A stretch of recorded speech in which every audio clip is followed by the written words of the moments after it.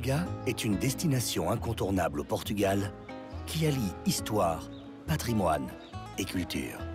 Riche en musées et théâtres, cette ville offre un large éventail de spectacles tout au long de l'année. La gastronomie et la viticulture font également partie de l'art de vivre à Braga. Braga, dynamique et pleine de vie, est la troisième ville portugaise. Elle est à la fois une des plus anciennes du pays, mais compte aussi une des populations les plus jeunes du continent européen. Bâtie il y a plus de 2000 ans, Bracara Augusta, nommée ainsi en l'honneur de l'empereur Auguste, fut une des plus importantes villes de l'Empire romain. Par son importance géographique, elle en fut le siège administratif dans la péninsule ibérique. Ce statut lui accorda le nom de la Rome portugaise. Cette influence romaine se perpétua dans l'architecture moderne à l'image du Forum. En effet, il y a une énorme influence de la ville de Braga et de son histoire dans le développement et la conception de ce projet, Braga possédant un immense héritage romain. Le Forum, dans les anciennes villes romaines, était le lieu public central de réunion où les choses importantes pour la ville se décidaient. Le Forum a deux parties intérieures principales. Cet auditorium où nous sommes, qui a été complètement reformulé, principalement en termes de technologie, d'acoustique, de son, de climatisation, d'éclairage, mais aussi par rapport au nombre de sièges.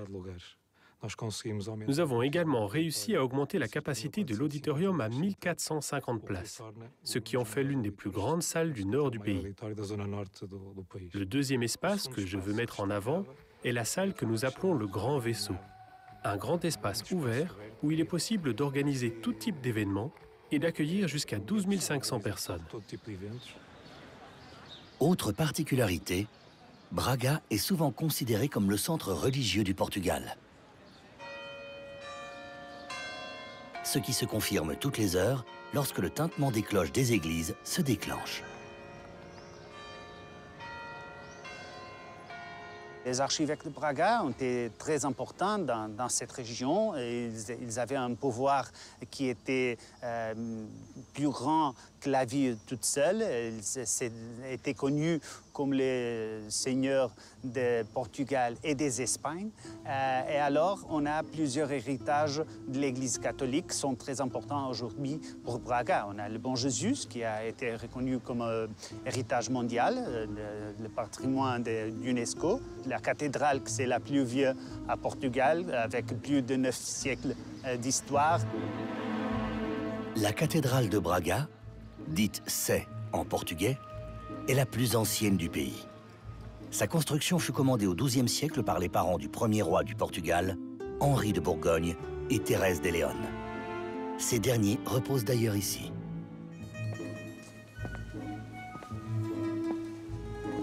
La Sé de Braga joua un rôle clé dans la création du royaume du Portugal. La couronne portugaise a reconnu le travail accompli par les archevêques de Braga et l'influence qu'ils avaient sur Rome. Au Moyen Âge, il était très important d'avoir le sceau de Rome pour la reconnaissance d'une certaine souveraineté. Les archevêques se sont donc battus pour que notre souverain soit reconnu. La couronne portugaise a décidé de privilégier les archevêques de Braga, leur accordant non seulement un pouvoir spirituel, mais aussi un pouvoir temporel. En d'autres termes, celui qui dirigeait Braga était l'archevêque de Braga. Ce privilège a perduré jusqu'à la fin du XVIIIe siècle. L'histoire a peint la ville dans des tonalités issues de divers mouvements architecturaux. Mais le baroque y règne en maître. Le palais du Raio, situé au cœur de la ville, en est un parfait exemple. Sa façade, couverte d'azulejos, impressionne le visiteur. Il fut bâti entre 1706 et 1750 par un important architecte baroque local, André Soares. En 1834, il fut acheté par un très puissant commerçant de la ville, Miguel José Rayo.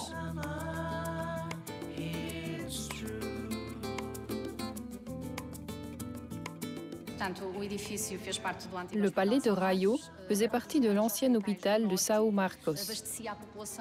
C'était l'un des grands hôpitaux du Portugal. Il approvisionnait la population du Nord et Minho en particulier. Avant-gardiste dans le traitement de certaines maladies, comme la syphilis. Un des premiers cours d'anatomie et de chirurgie a également été installé ici, ce qui a permis de grandes avancées dans les connaissances de l'époque.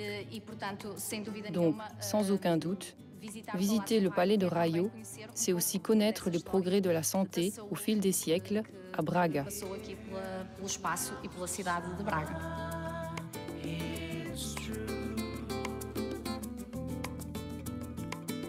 À 6 km environ de Braga, nous retrouvons un autre trésor architectural, le monastère de Tibaix.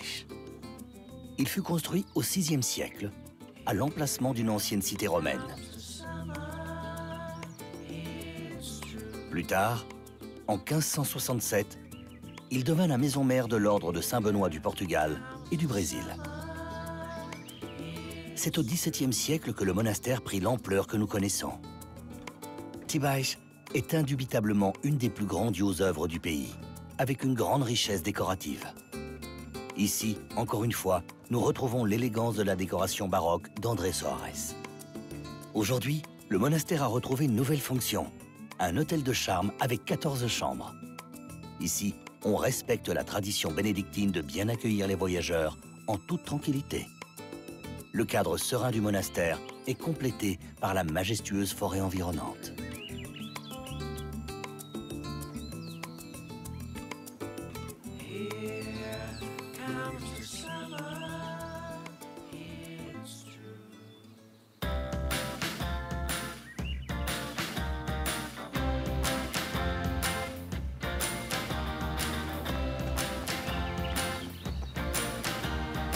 Tout visiteur à Braga ne peut manquer de se rendre au sanctuaire du Bon Jésus, la plus grande attraction de la ville. C'est l'un des sites religieux les plus visités du Portugal, seulement dépassé par le sanctuaire de Fatima. Son escalier de style baroque, qui représente l'ascension au paradis, compte plus de 500 marches et 18 chapelles.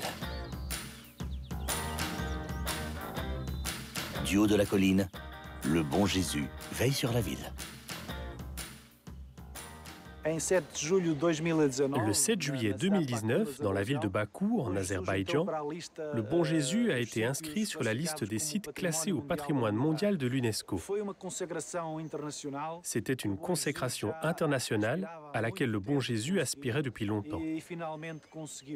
Et finalement, on l'a eu. C'est un signal très important. Mais nous savons tous qu'avant ce classement, le Bon Jésus était déjà un symbole de l'humanité.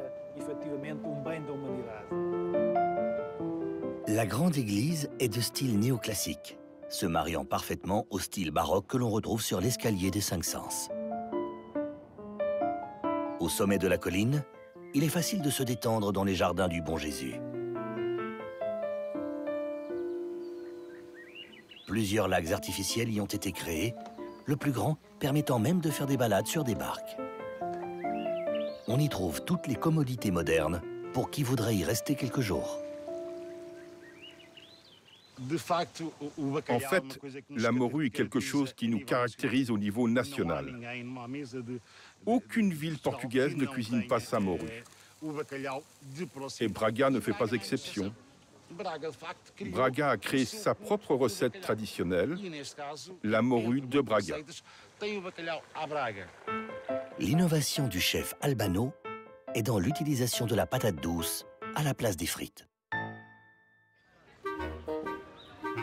Autre surprise au Bon Jésus, son funiculaire.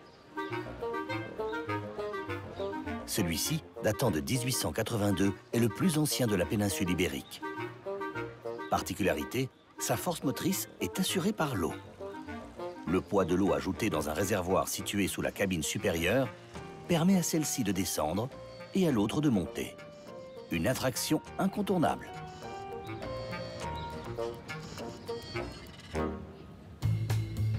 Braga est aussi connue pour l'excellence de son vin. En fait, la ville se trouve dans la région du vin vert, dit Vinho Verde. une appellation d'origine contrôlée. Cette région viticole surplombant l'Atlantique est la terre promise des vins blancs secs, vifs et légèrement perlants. Ils tiennent leur nom non pas à cause de leur couleur et des reflets verts qui peuvent orner leurs robes, mais parce que les producteurs vendangent et embouteillent les vins particulièrement tôt. Ce sont des vins jeunes à boire dans l'année qui suit l'embouteillage.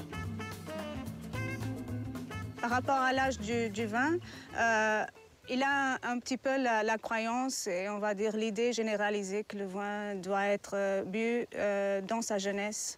Donc doit être un vin jovial, fraîche, la fruit, avec beaucoup de caractéristiques qu'on associe normalement à des vins qui ont 1 an par exemple. Ça c'est une conception que je pense que peut-être c'était vrai pour la façon de vinification des derniers 20-30 ans. En fait, on est en train de connaître le potentiel que la région elle a, parce que c'est que maintenant qu'on commence à faire une viticulture et une énologie qui c'est, on va dire, exprès pour le vin.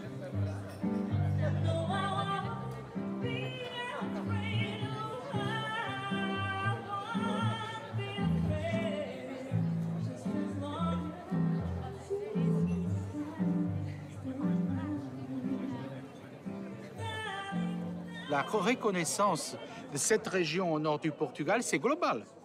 On est maintenant présent dans le monde avec le vigno vert de ce nouveau style, qui est un style sans gaz carbonique et un style plus complexe où les personnes vont avoir surtout un plaisir de boire, un plaisir de découverte d'une région nouvelle, d'une région qui a une valorisation de la nature.